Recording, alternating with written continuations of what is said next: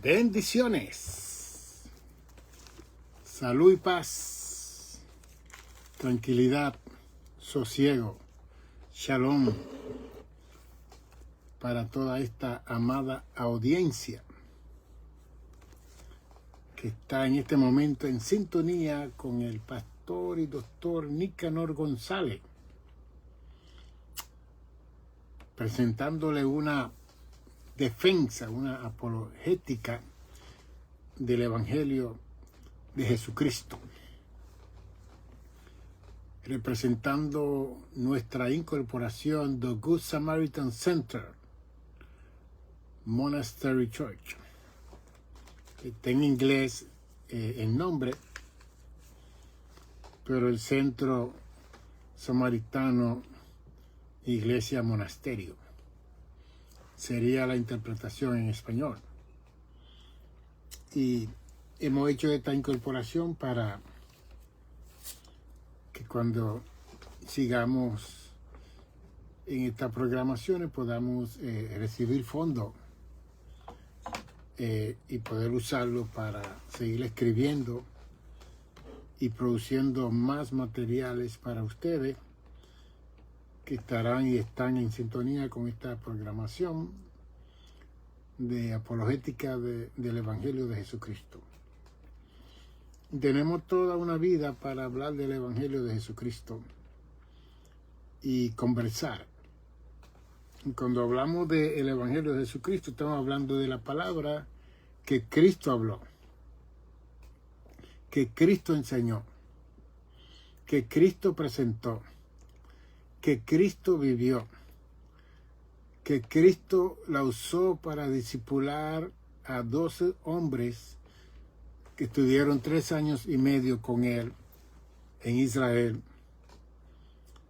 y que lo vieron morir, lo vieron resucitar y lo vieron ir al cielo a sentarse a la diestra de Dios. Así que todo ese hombre, con excepción de Judas Iscariote, que lo traicionó, vieron en el capítulo 1 de los Hechos cómo Cristo fue levitado en el Monte de los Olivos delante de más de 500 personas que estaban ahí. Y Cristo fue llevado al cielo. Y como dice en Efesios, en hebreo, se sentó a la diestra de Dios. Y la diestra de Dios es la mano derecha de Dios. Y ya para el capítulo 7 de Hechos, vemos a uno de los diáconos, Esteban, uno de los diáconos, no discípulos, diáconos, que está siendo apedreado por los fariseos, los intérpretes de la ley, los maestros, los sacerdotes, y él, mientras está siendo apedreado, él miró al cielo y él vio a Cristo sentado a la diestra de Dios. Y Esteban se atrevió a decirle a Dios: no le inculpe, no lo condene, no lo acuse por este pecado que ellos están haciendo. Es bien interesante. O sea, que aún él muriendo, pide misericordia y perdón por aquellos criminales que lo estaban matando a él. Tremendo. Y esos son ejemplos indubitables para la iglesia de hoy en día, de perdonar a aquellos que nos ofenden. Y aún Esteban, siendo apedreado, que lo estaban matando, él lo perdonó. ¿Qué fue lo que Cristo dijo en la primera palabra en el monte del Gólgota, cuando lo estaban crucificando? Padre, perdónalos, porque no saben lo que hacen. Y que ese ejemplo es el ejemplo que Él nos delegó a cada uno de nosotros, para con nosotros primero de perdonarnos a nosotros mismos cuando ofendemos y cuando hacemos el mal, y de perdonar al prójimo que nos hace mal, de perdonarlo por igual. Pero esa es la introducción de lo que queremos hablar a ustedes en relación a lo que es el Evangelio y la encomienda que el Padre le dio al Hijo para que predicase el Evangelio a toda la humanidad de aquel entonces. Sin embargo, la crisis que había religiosa en el tiempo de Cristo es que aún los judíos no conocieron la visitación de Dios cuando Cristo vino a la tierra. Y eso lo habla en Mateo 21. Si supiese el día de tu visitación, no la conocieron. Estaban tan envueltos con tus rituales, su ceremonia, su liturgia, su dogma, su cultura, su costumbre, que cuando apareció la máxima revelación de Dios, y que esa máxima revelación de Dios se convirtió en el verbo encarnado de Dios. En otras palabras, de Génesis 1 al último libro de Malaquías, en el Antiguo Testamento, en esos 39 libros, cuando Cristo aparece y la escena y el panorama del pueblo de Israel, apareció la encarnación de la palabra de Dios, el verbo de Dios. Esa palabra antiguo testamentaria recobró la vida misma de Dios en forma humana.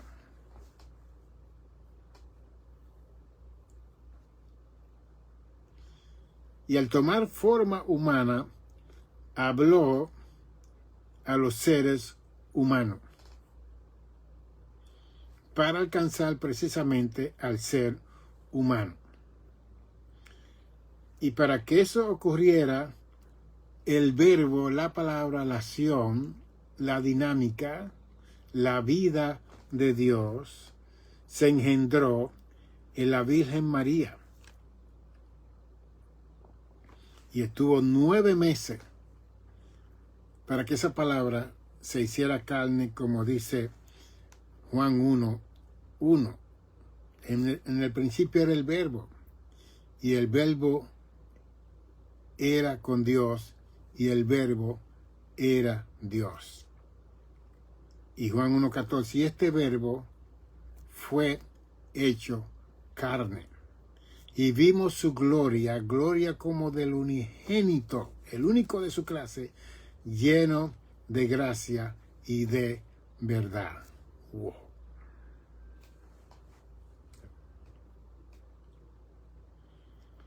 Y que a la misma vez, Génesis 3:15,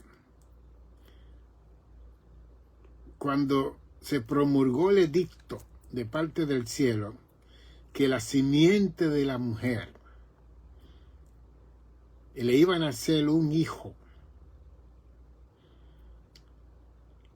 y esa serpiente le iba a pisar el carcañal, lo iba a herirle los tobillos, pero esa simiente le iba a pisar la cabeza que causó la caída de la primera pareja del huerto del Edén. Y que todo la trayectoria narrativa de las Sagradas Escrituras desde Génesis 3:15 se envolvió precisamente en esa visita de Dios a la tierra. Yo tengo 11 libros que he escrito,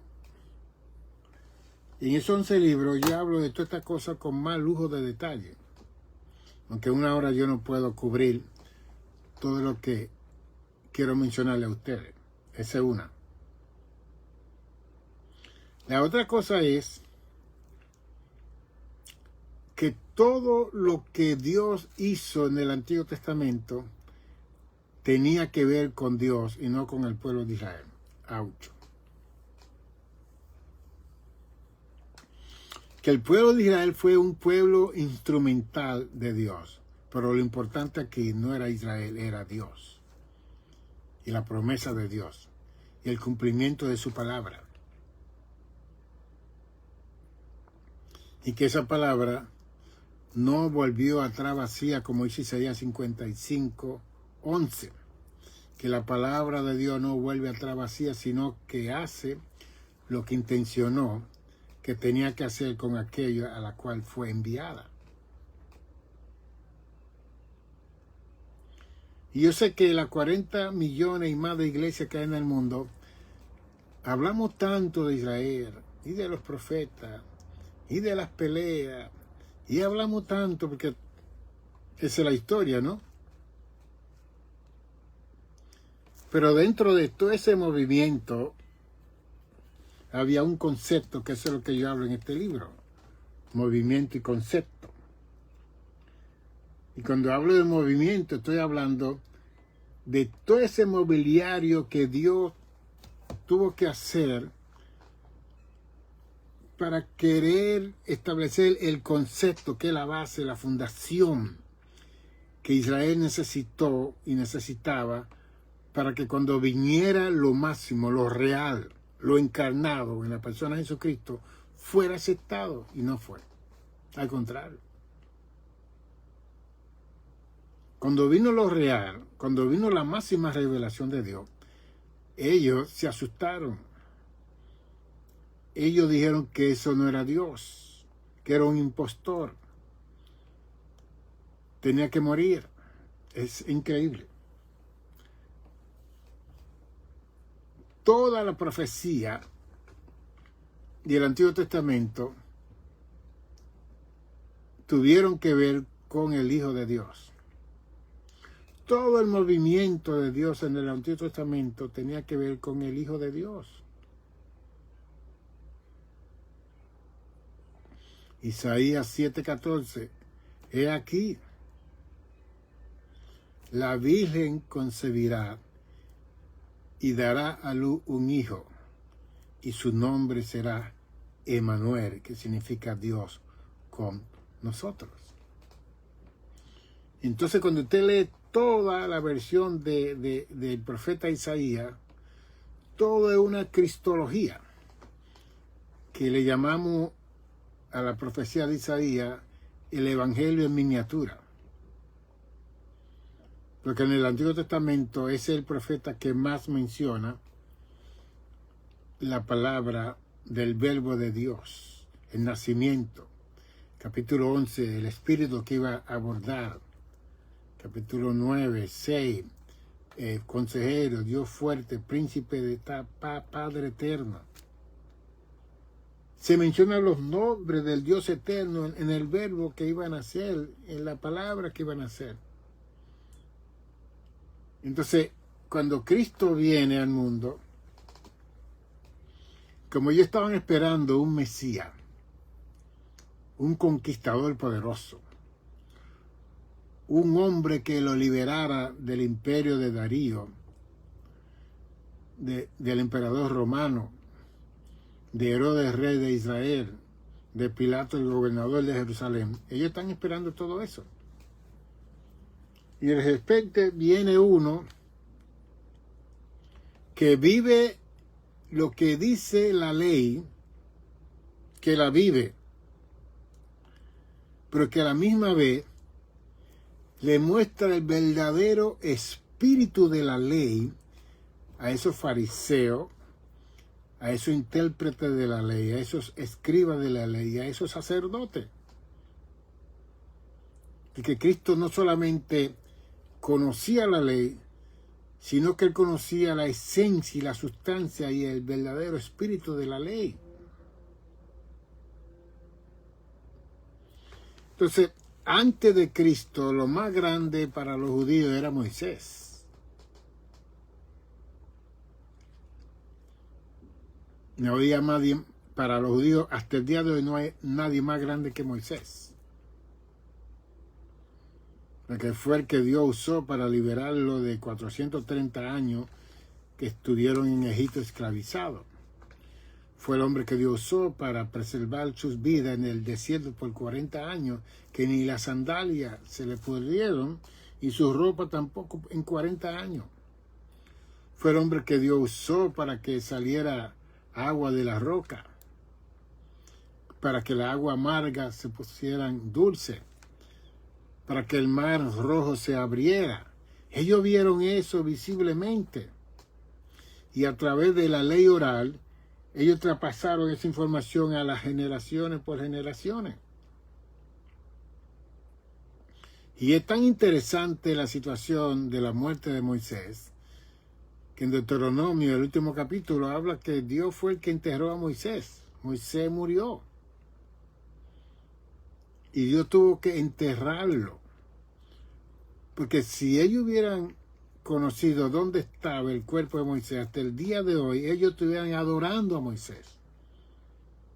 Hubieran hecho idolatría. Y por eso es que cuando usted lee el libro de Judas, la epístola de Judas, dice que Judas, en el libro de Judas, dice que el ángel Miguel tuvo que pelear con Lucifer porque Lucifer quería el cuerpo de Moisés. Qué bien interesante esta enseñanza. Judas capítulo 1, verso 9, pero cuando el arcángel Miguel contendía con el diablo, disputando con él por el cuerpo de Moisés, no se atrevía a proferir juicio ni maldición contra él, sino que dijo: el Señor te reprenda. Un arcángel, en vez de decir mala palabra contra Lucifer, le dijo: el Señor te reprenda. Nosotros tenemos que aprender mucho de esa jerarquía angelical.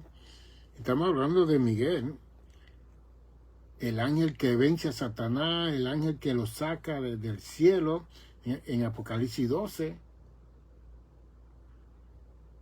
Y cuando Satanás quiso tomar el cuerpo de Moisés, Miguel lo tomó, se lo arrebató, se lo quitó y dice: no.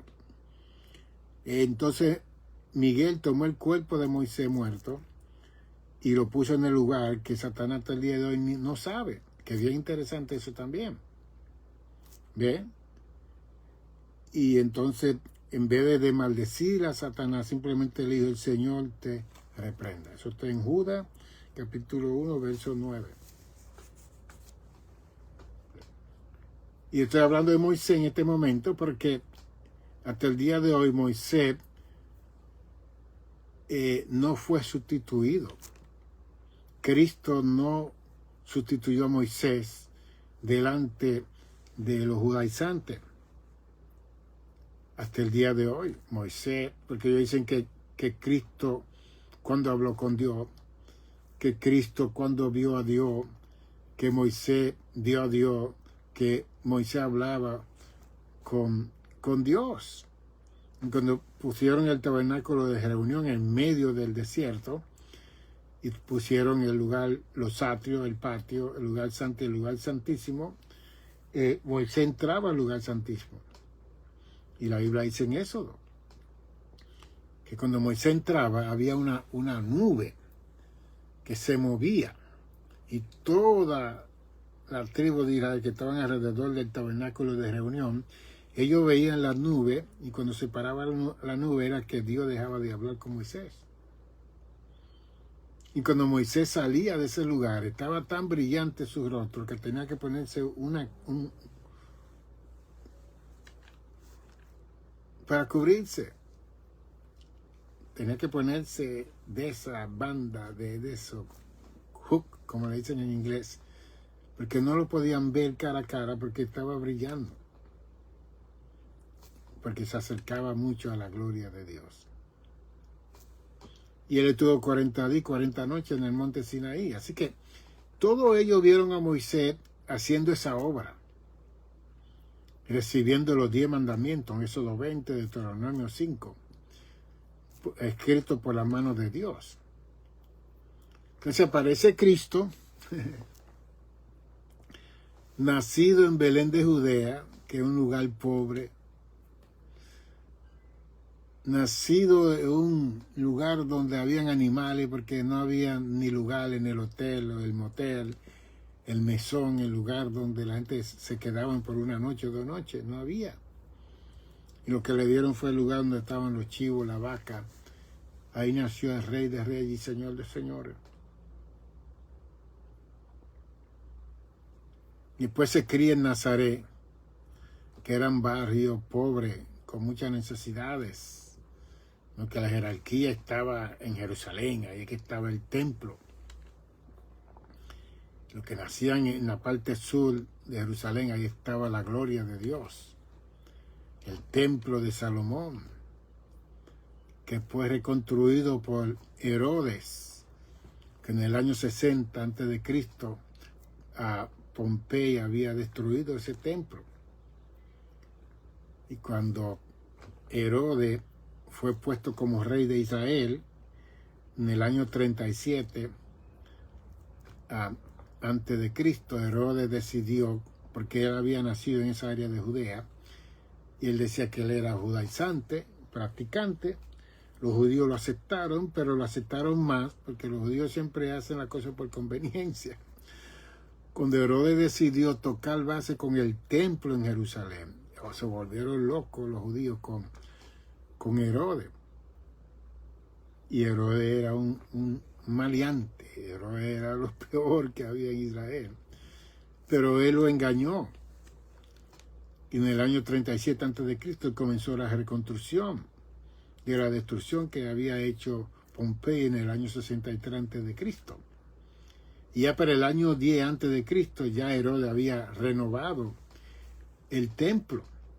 Y esa fue una festividad y una aceptación increíble de la persona de Herodes. Y ya para el año 1 o 2 después de Cristo, Cristo nace. Se habla de que Pablo o Saulo de Tarso había nacido para el año 10 después de Cristo en Tarso. Su papá Pablo vivía en Tarso y entonces Pablo había nacido para el año 10, Cristo nació 2 o 3 años antes de Cristo. Así que Cristo era un poquito más mayor que Pablo. Pero lo que le estoy presentando a ustedes es que Moisés se convirtió en lo máximo para el pueblo judío. Nadie como Moisés.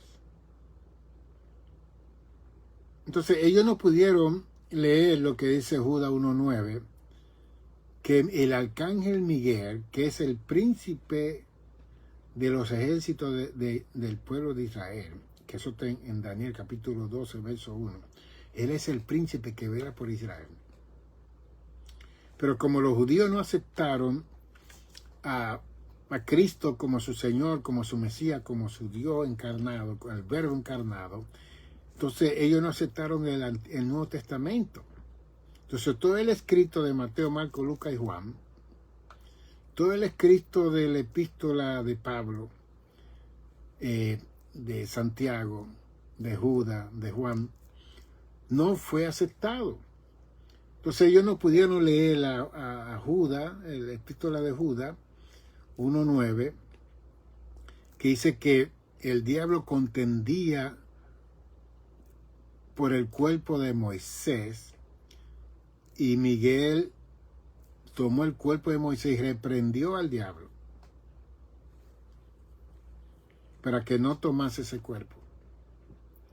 Y la acción de Lucifer era precisamente exponer el cuerpo de Moisés al pueblo judío para que lo idolatrasen, para que estuvieran de rodillas. Porque Israel siempre ha sido un pueblo idólatra, aparte de los demás pueblos. Siempre ha tenido un remanente fuerte y poderoso que han adorado a Dios, y eso lo vemos en el año 600 con Nabucodonosor, cuando Sadrán, Mesach y Abednego negaron hincarse con la estatua del capítulo 2 que había hecho Nabucodonosor. Y desde ese entonces Israel decidió no adorar la estatua, muñeco, pero seres humanos como la persona de Moisés, ese lo iban a adorar. Pues ahí está el misterio. Dios toma el cuerpo de Moisés precisamente para que no interrumpiera la encarnación del Verbo cuando él mismo viniera en la persona de su Hijo Jesucristo. Okay. En el Evangelio tenemos en el Monte de la Transfiguración, capítulo 17 de Mateo, tenemos la historia donde están los 3 discípulos que se acercaron a Jesús, Pedro, Juan y Jacobo. De los 12, esos 3 eran los que estaban más cerca de Jesús. Que es bien interesante todo eso. Por eso, si nosotros vamos a imitar a Cristo y seguir la palabra del Evangelio, tenemos que hacerlo en 100% en toda la forma que Cristo vivió y toda la forma que Cristo hizo y toda la forma que Cristo habló. Y que eso automáticamente se convierte en el mejor modelo. Bien. Y para que ustedes vean el prejuicio que había tan grande con el pueblo judío, en el monte de la transfiguración, dice, 6 días después que Jesús tomó a Pedro, a Jacobo y a Juan, a su hermano, y lo llevó aparte a un monte alto. Y estando en ese monte de la transfiguración, se transfiguró delante de ellos, y resplandeció su rostro como el sol, y sus vestidos se hicieron blancos como la luz. Increíble, ¿no? Y he aquí les aparecieron Moisés y Elías hablando con él.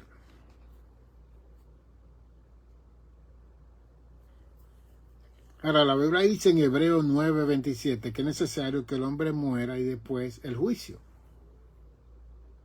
Dice, Moisés no pudo aparecer porque él murió. Elías fue traspuesto por Dios al cielo. Bueno, Elías por lo menos está vivo, Moisés murió. ¿Hay contradicción en Hebreos 9:27 aquí? No hay contradicción. Porque aquí lo que vemos es la soberanía manifestada de Dios. La soberanía es un atributo que está en Dios.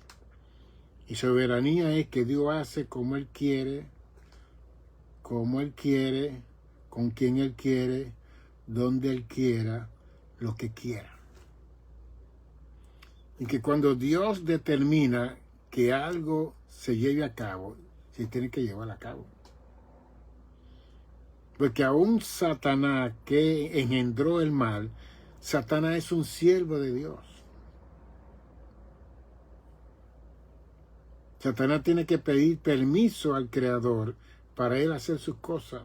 Y más cuando Cristo reconcilió a todo el mundo en la cruz del Calvario. Satanás no puede matar a quien él le da la gana y destruir, no. Tiene que pedir permiso al cielo. Mira la experiencia del capítulo 1 en adelante del libro de Job. Y tuvo que pedirle permiso al cielo para tocar la vida de Job y su familia y todo. Y eso ha transcurrido a través de los siglos y las edades. Desde luego, la falta de conocimiento que hay en el mundo religioso es que le han dado tanto poder a Satanás que él se lo ha creído. Gente haciendo pacto con Satanás en la iglesia satánica allá en Los Ángeles, en California. Artistas haciendo pacto, cantantes haciendo pacto para recibir dinero. Y después todo muriéndose en una edad temprana. Dejando todo. ¿Qué pasó? Pues eso mismo. Que Satanás siempre anda buscando la gloria de él, no del hombre. Entonces él quiere buscar la gloria entre nosotros. Y entre nosotros, el que decide hacer pacto con Satanás, Dios te da fama, poder, riqueza, mujeres, hombres, lo que tú quieras. Pero Satanás, cuando él ve que te están glorificando mucho y exaltando mucho y adorando mucho, te mata. Que ya tú eres de él, tú tienes un pacto. Al menos que no busque la sangre de Cristo y pida perdón y te arrepienta, tú no vas a salir de esa situación. ¿Ve? Y estamos viendo últimamente en Hollywood, en Broadway, gente muriéndose en una temprana edad demasiado. Y después descubrimos los pactos que están haciendo, porque hay una iglesia satánica en California y en diferentes lugares de este país americano y en el mundo entero. Como él no fue adorado por los ángeles en el cielo, como él no pudo destronar a Dios de su trono, entonces él fue lanzado a la tierra. Y como nosotros somos la obra maestra de Dios, él ha querido que la obra maestra de Dios, que posee la imagen y la semejanza de Dios, lo adore a él. Y como algunos entran en esa avaricia, ese afán desordenado de adquirir riqueza, fama y poder, y que la gente comienza a adorar, mire, la persona, como estos grandes artistas, que pagan miles de dólares para estar cerca de ellos. ¿Por qué esa atracción? ¿Por qué esa imagen? Pues hay una fuerza detrás de ellos. Y la gente no entiende estas cosas porque el príncipe de la tiniebla de este mundo lo ha cegado. Y la gente paga miles de dólares y se envuelven en ese mover. Y ahí hay una fuerza maléfica. Y de repente escuchamos que la persona se quitó la vida, que tuvo un accidente. Bueno, le llegó su tiempo. Estaba tomando mucho la gloria de Lucifer. Los seres humanos estaban adorando y sirviendo y buscando el rostro de esa persona día y noche, pues. Porque como Lucifer engendró el mal, todo lo que sale de él es el mal, mentira, engaño. Que eso es lo que dice Juan 8:44, que Jesús dijo. Él es mentiroso. En él no hay verdad. Él es mentiroso desde el principio. Por eso yo lo vi caer como un rayo del cielo. Jesús habla todo eso. Y después en Juan 12:31 Jesús dijo, yo he venido aquí a la tierra para echar fuera al príncipe de las tinieblas. El verbo de Dios, el que vino igual que nosotros, se atrevió a decir, yo vine a echarlo fuera. Ese es Jesús. Pero seguimos aquí con la enseñanza del Evangelio. Cuando Cristo se transforma, aparece Moisés y aparece Elías. Moisés está representando la ley, porque él fue el que escribió todas las leyes en Levítico para el pueblo de Israel. Y Elías está representando la jerarquía de profeta del Antiguo Testamento. Entonces, mire la reacción de Pedro. Pedro ve esta acción, ve la transfiguración de Jesús, ve que está resplandeciendo su rostro como el sol, sus vestidos se hicieron blancos como la luz, aparece Moisés, aparece Elías, y lo lindo es que ellos lo reconocieron, porque por lo menos ellos vivieron 2000 años antes que nosotros, y había una idea de cómo era Moisés y cómo era Elías a través de la ley oral, que se hablaba. La ley oral era que siempre los judíos se sentaban y se sientan en la mesa para hablar de lo que vieron, lo antepasado, los antiguos, y ellos lo comunicaban a las generaciones. Entonces Pedro dijo a Jesús, bueno, Jesús está con Moisés, está con Elías, están hablando. Pedro interrumpe la conversación y le dijo a Jesús, Señor, bueno es para que nosotros estemos aquí, si quiere. Si quiere, hagamos aquí 3 enramadas, una para ti, otra para Moisés y otra para Elías. Enramada está hablando de templo, de una caseta, de un lugar donde Cristo iba a estar en su lugar. Moisés iba a estar en su lugar, Elías iba a estar en su lugar. Interesante. Por lo menos Pedro fue en iglesia, dice polite, pidió permiso, si quiere. Si quiere, hagamos. Es que ya Pedro estaba dispuesto a buscar madera, buscar palo, cortar el árbol, que ellos tenían espada para hacer esa tren ramada, que cada uno iba a estar en su lugar. Entonces dice el verso 5 que mientras Pedro hablaba, una nube de luz los cubrió. Y he aquí una voz desde la nube que decía: este es mi Hijo amado, en quien tengo complacencia, alegría, felicidad, contentamiento, gozo. A él oí. Ahora, esto es una revelación que no se le dio a los 12 discípulos, se le dio a los 3 discípulos íntimos de Jesús, Jacobo, Pedro, Jacobo y Juan, que Jacobo y Juan eran hermanos.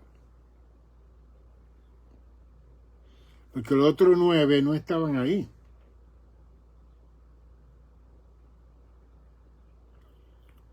Cuando Pedro se puso a inventar de hacer 3 templos en el monte de la Transfiguración y poner a Cristo igual que Moisés y que Elías, el Padre intervino. Espérate, esto está malo. No, Cristo no es Moisés. Cristo no es Elías. Cristo viene con el Evangelio para enseñar la verdad del Evangelio que iba a transformar, como dice Romanos 1:16, que el Evangelio es poder para transformación a los judíos y a los gentiles y a todo el mundo que los reciba. Bien. Por eso es que después, más luego, en Hechos 4:12, Pedro dice: no hay otro nombre dado a los hombres en el cual podamos ser salvos, sino en el nombre de Jesús. Ahora, él hace esa declaración porque hubo aquí una confirmación del Padre. Este es mi Hijo amado, en quien tengo complacencia, a él oí.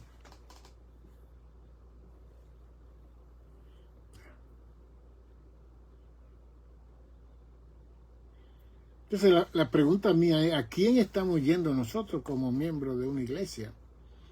De las 40 millones de iglesias que hay en el mundo, de las 37 millones de denominaciones que hay en el mundo, y de los 2 billones de creyentes, cristianos, discípulos que hay en el mundo que sirven a Jesús, y de los 8.1 billones de habitantes que hay en la tierra. Porque aquí en el Evangelio se nos está diciendo que Dios tiene su complacencia, su delicia, su deleite, su regocijo, su encanto, su alegría, su contemplación, su felicidad en su Hijo, y que a Él tenemos que oír. Entonces, ¿por qué usted cree que Cristo lo lleva al monte de la Transfiguración? Se transfigura delante de ellos y aparece Moisés representando la ley, aparece Elías representando a los profetas. Pedro lo compara a los 3 que son iguales, le quiere hacer un santuario a los 3 para que cada uno esté en su lugar. Viene una nube del cielo, lo enreda a todos ellos, oye la voz de Dios: este es mi Hijo amado, en quien tengo complacencia, a él oí.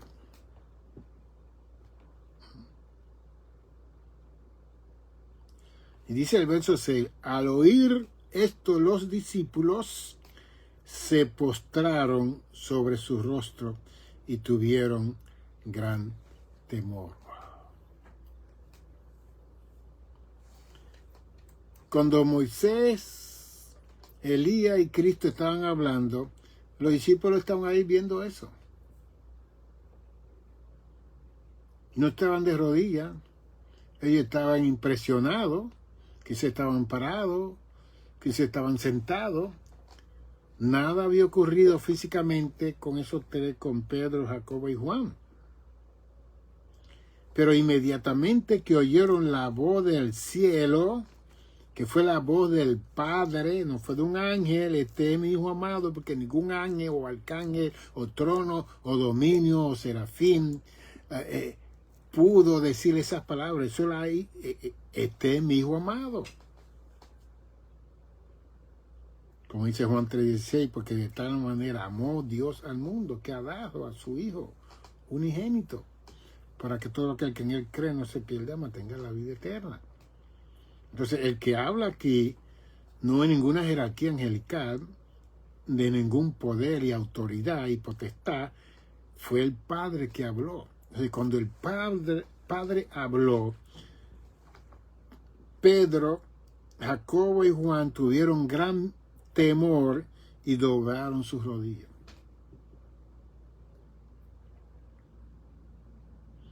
Entonces Jesús se acercó y los tocó, dice el verso 7, y dijo, levantaos y no tenga miedo, no temáis.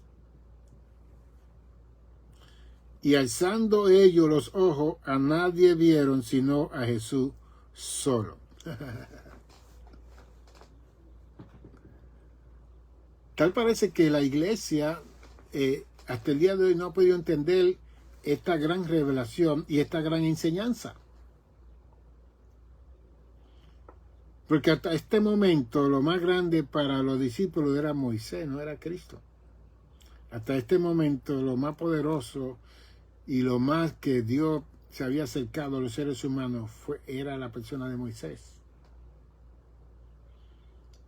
Y los tres discípulos poderosos que Dios levantó, Pedro, Jacobo y Juan, después que él se fue, para hacer obras maravillosas y poderosas, y escribir también, fueron estos tres discípulos, y ellos tuvieron que experimentar con sus propios ojos, sus propios oídos, y experimentar la voz de Dios que dice, este es mi Hijo amado, ya no es Moisés a quien ustedes van a oír, ya no es Elías a quien ustedes van a oír, es a este es mi Hijo amado, en quien tengo, y después él añade, tengo complacencia.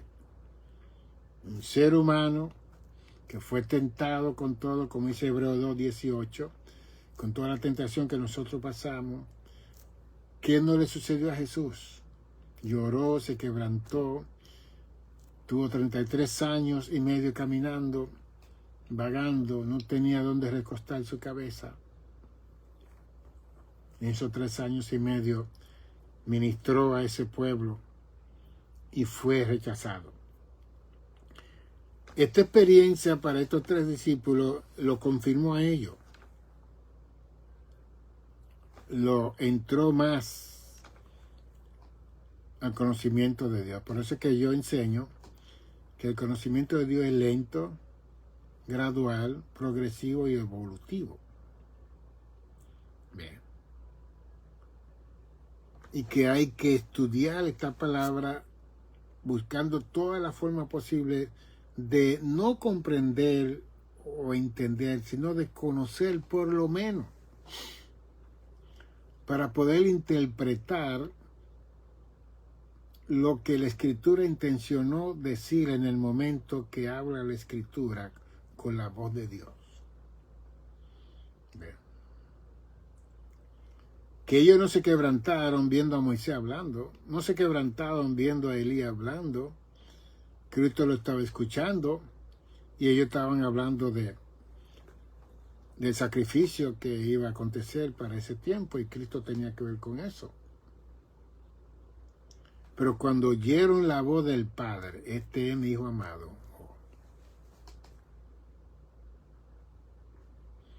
eso es lo que dice el Salmo 104, verso 32, que Dios mira la tierra y ella tiembla. Tiembla. Y ellos oyeron la voz del Padre y se postraron sobre su rostro y tuvieron gran temor.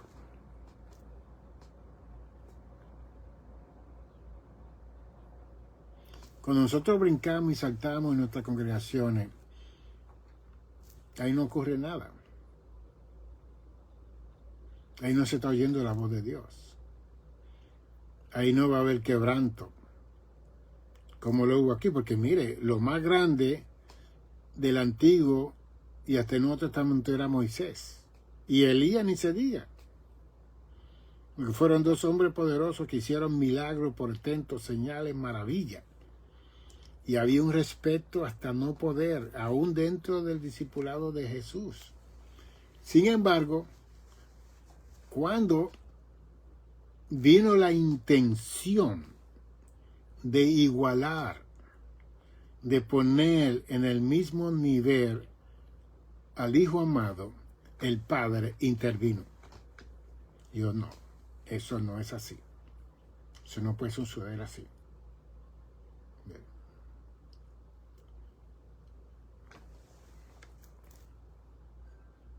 La palabra del Evangelio fue hablada y predicada y enseñada y practicada en la vida de la persona de Jesucristo. Fue enseñada. Se habla que Cristo enseñó 205 veces en el Evangelio y predicó 119 veces. ¿Alguien contó eso? Dándole más importancia a la enseñanza que a la predicación.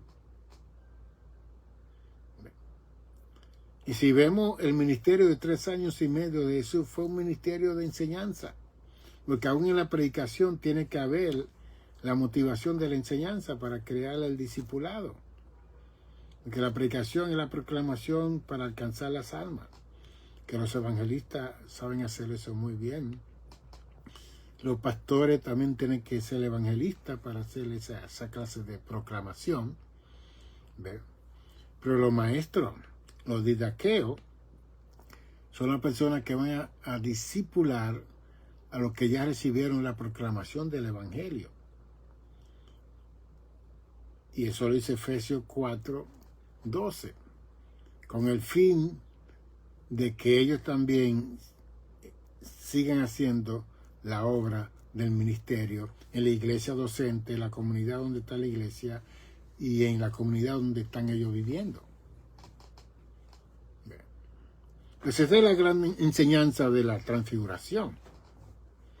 Que aquí hay un paradigma, hay un cambio que muchas personas no lo pueden ver. Lo leemos, pero no vemos el cambio y a la misma vez si seguimos con Moisés y con la ley de Moisés y con el sistema legalista no hemos visto en Mateo 17, no lo hemos visto, Marcos 9, Lucas 9, no lo hemos visto. Y la enseñanza que el Padre quiso darle. Quizás si Pedro, porque Pedro era bien intrépido, quizás si Pedro no hubiera intervenido, porque él interrumpió. Dice que Moisés y Eli estaban hablando con Cristo, y entonces Pedro dijo a Jesús, esto es increíble. Esa gente vivía en lo sobrenatural, está bien. ¿Ve?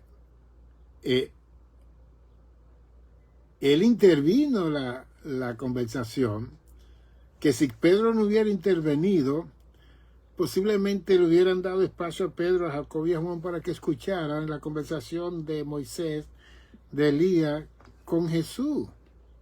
Pero él intervino antes de tiempo. Y le dijeron lo que tenían que decirle. Y fue bueno, porque también esa intervención de Pedro fue positiva, porque entonces Pedro entendió y comprendió que ya no era Moisés, que ya no era Elías, que en este momento era Jesús y que de ahí en adelante era la voz de Cristo que ellos tenían que estar oyendo y escuchando.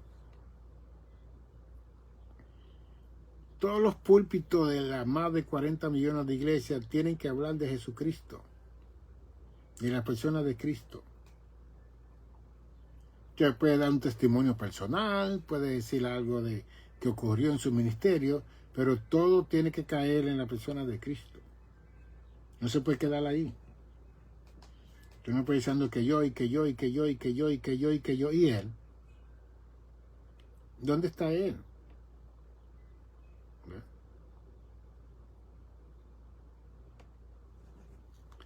Entonces, cuando se establece que hay que oír a Jesús, eso lo dijo el Padre.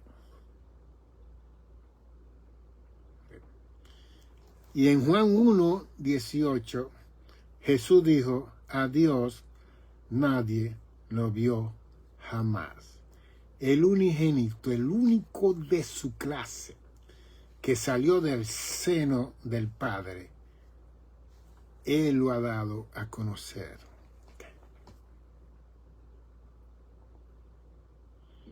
Entonces, cuando leemos el Evangelio, vemos esa combinación de esas palabras hermosas y maravillosas de parte del Padre hablando de su Hijo. Y el Hijo hablando que Él es el buen pastor, Juan 10, y que el buen pastor da su vida por las ovejas. Y que el buen pastor no solamente da su vida por las ovejas, sino que la da y la vuelve a retomar, porque ese mandamiento lo recibí de mi Padre. Y que nadie me quita mi vida, sino que yo la pongo por amor a las ovejas. Entonces, como Cristo fue el que dio la talla de nuestra salvación, entonces en Juan capítulo 2 dice que Cristo hizo la salvación. Jesus made eternal salvation. Él hizo la salvación. Entonces, como Él hizo la salvación y nosotros somos los salvados, todos nosotros vamos a reinar con Cristo. Nos vamos a casar con Cristo. Somos la novia de Cristo, la iglesia de Cristo. Entonces tenemos que oír al Señor que nos salvó. Tenemos que practicar al Señor que nos dijo que practicásemos lo que Él quería que practicásemos. Tenemos que hablar la palabra de Él, no la palabra de otro ni de otra. Tantas revelaciones, tantas visiones, tanto que Dios me dijo. ¿Y qué tú sabes de la palabra del Señor que está escrita aquí? ¿Qué tú sabes? ¿Por qué Dios te tiene que hablar tanto a ti? ¿Para qué? Si ya todo lo está dicho aquí. Entonces mucha gente, como no estudian la palabra, se hacen visionarios, se hacen profetas, se hacen soñadores, increíble. Y todo lo que quieren es una confusión emocional, psicológica, sentimental, espiritual, y las personas que se acercan a esa persona. Y esos son los primeros que atacan a personas como yo, que hemos estudiado y que nos hemos preparado para traer la verdad nítida, sólida, honesta, decente de lo que es el Evangelio. Si decimos que tenemos título o algo, ya que creen que nos estamos vanagloriando. No. Y a veces que yo menciono mi título porque en las redes salen demasiada gente que uno no sabe de dónde salieron.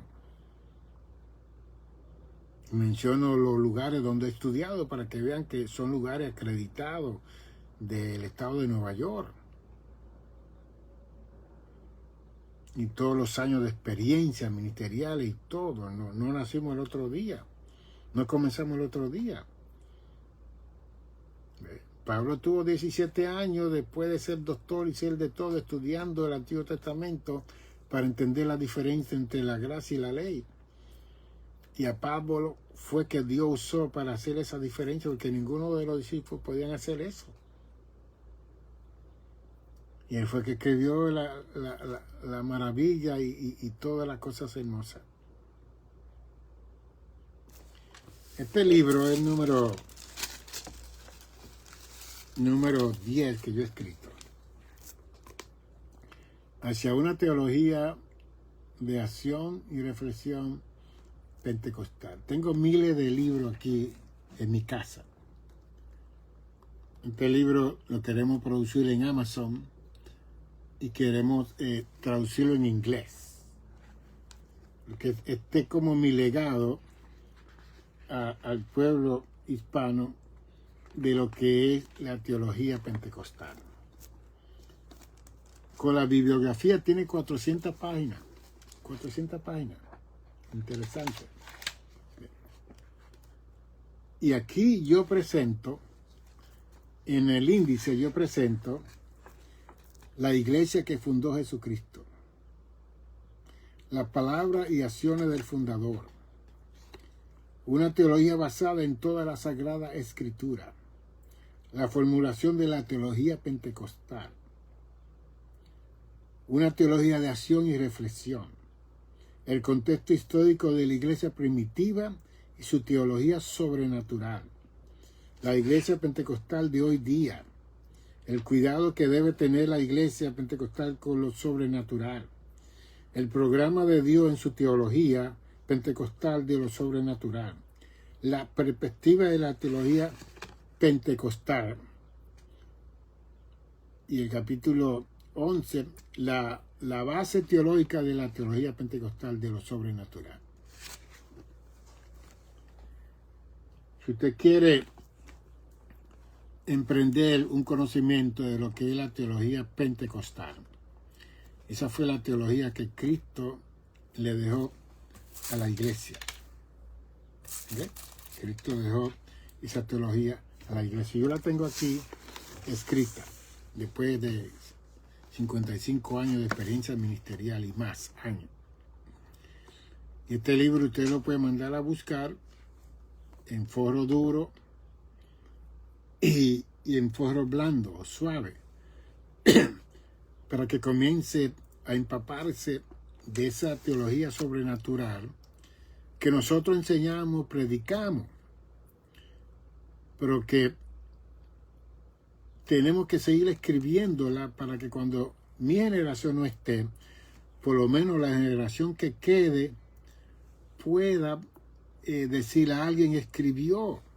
Hubo un hombre hispano que escribió esta teología. Y usted va a ver que dentro de la iglesia episcopal, luterana, anglicana, reformada, metodista, bautista, católica, va a ver que esta teología Cristo la delegó para la iglesia de Jesucristo, sin nombre, sin denominación, sin movimiento, ¿ve? Sin concilio. Esa teología de lo sobrenatural no tiene nombre. El nombre que tiene es la persona de Jesucristo. Porque Cristo nació sobrenatural. Cristo vivió una vida natural. Pero cuando comenzó a ejercer su ministerio en esos 3 años, a los 29, 30 años, fue 3 años y medio de una vida sobrenatural. Murió de una forma sobrenatural, como un humano, pero de una forma sobrenatural. Porque las señales que ocurrieron, murió sobrenatural y resucitó sobrenatural y fue levantado de una forma sobrenatural. ¿Qué más queremos? La teología que nos delegaron a nosotros es una teología sobrenatural. Pero ¿cómo nosotros estamos enseñándola, practicándola? Porque de la forma que estamos manifestando no es en una forma sobrenatural, es como una locura. Y aquí es donde yo trato de guiar a las personas que lean para que estén firmes con este poder sobrenatural que van a recibir cuando sigan conociendo la teología de Cristo en la forma sobrenatural.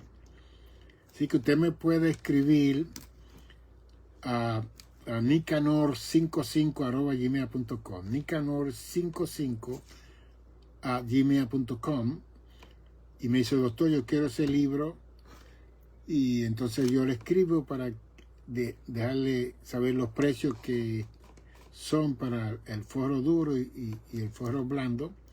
Esa es una. Y entonces usted envía a través de SEO su pago y yo tengo que ir al correo para enviárselo. Tengo miles de libros aquí. Yo mandé a hacer 3,000 copias. Como me quebranté hace 2 años y más que no he salido a ministrar, en abril salí 2 o 3 días a ministrar en una iglesia en Washington, pero no he estado saliendo. He estado aquí en mi casa, ya he escrito 2 libros en estos 2 años que he estado aquí en mi casa de más de 300 páginas. El más reciente ya tiene más de 420 páginas. Sí, ese también va para Amazon.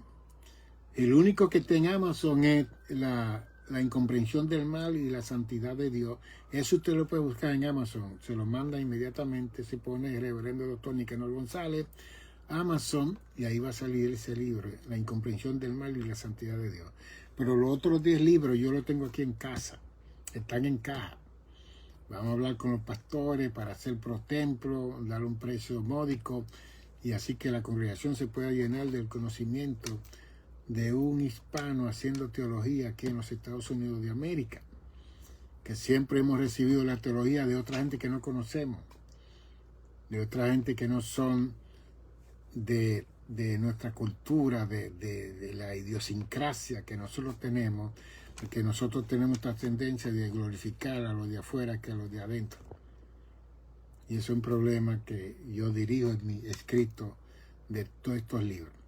Así que me puede llamar al 646-755-1290, 646-755-1290 para darle la información. Y entonces me manda la dirección suya y yo le puedo mandar el menú. Pero es mejor que usted tenga el menú, nicanor55@gmail.com, tenga ese menú. Yo le mando todos los nombres, todos los libros, y usted puede así, vamos a vaciar todas estas cajas que yo tengo aquí de libros para comenzar a producir otros libros que hemos escrito, porque cada libro de eso nos cuesta de $10,000, $12,000 ahora en Amazon, que lo estamos produciendo en inglés también, que traducirlo eso cuesta también. Y queremos que una página entera que tengamos en Amazon para que usted mande siempre a buscar estos libros. Así que si Dios nos da fuerza mañana, saldremos. Si no podemos, no hay problema, seguimos el lunes. Pero sí hacia una teología de acción y reflexión pentecostal. ¿Quiere conocer la teología pentecostal? Comience con este libro. De un hispano hacia un hispano, sin interpretación. Y tiene su bibliografía de todos los libros que hemos estudiado, de todos los libros que están detrás de mí. Y usted verá que va a ser bendecido en gran manera. Así que me llama 646-755-1290. Si quiere aún terapia matrimonial, terapia con sus hijos, somos licenciados del Estado de Nueva York también en esa capacidad y tenemos nuestra oficina aquí al lado que podemos verlo por igual. Dios le bendiga, Dios le guarde a cada uno de ustedes. Nos veremos en otro momento. Bendiciones.